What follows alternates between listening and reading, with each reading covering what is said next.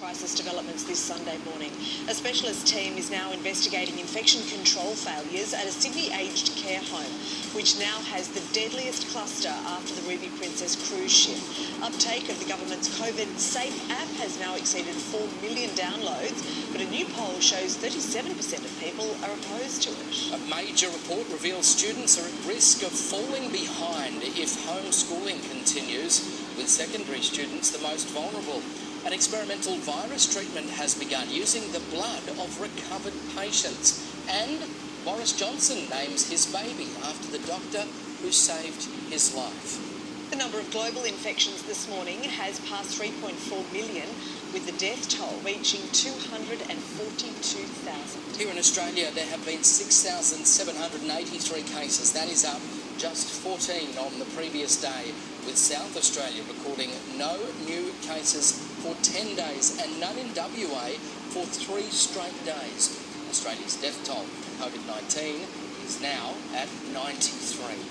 Our special coverage continues this morning with our team of reporters. First, for Samantha Brett at Sydney's virus-plagued aged care facility, Newmarch House. Sam, there are fears of a second wave of infection after 2 more staff tested positive.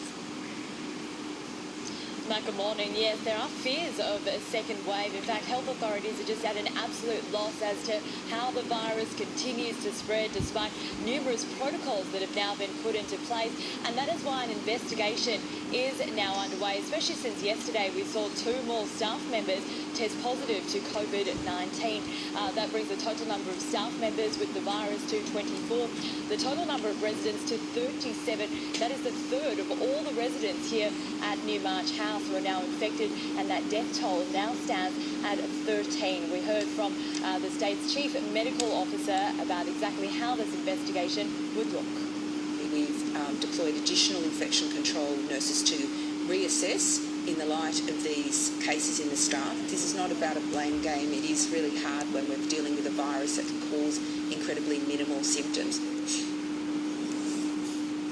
Now here at Newmarch House, this is the second deadliest outbreak of the virus in the country after the Ruby Princess, and it is feared that death toll could rise and could possibly surpass that of the cruise ship. Of course, the New South Wales government is working very hard to try and prevent that, but we've spoken to a number of the family members of the residents here. They are understandably heartbroken and distressed by what has happened, but mostly angry. They say that there is just no communication from Newmarch House. The New South Wales government has now promised to work very hard with the centre and those family members, guys. What a difficult situation. Jennifer Beshwati is in Canberra for us now. Jen, a study has been presented to the government on the impact of learning from home for kids.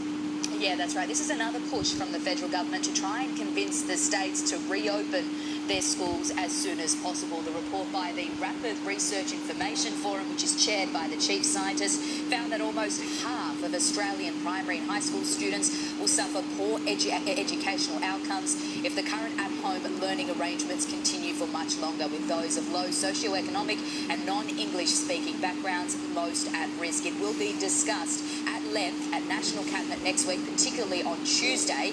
The meeting everyone's been waiting for will be on Friday, and that's where the Prime Minister will decide whether to ease some social restrictions, provided enough people download the COVID Safe app. So far, more than 4 million Australians have downloaded it. The government needs about 6 million downloads before Friday, but it won't be easy. A new poll of about 2,000 people released today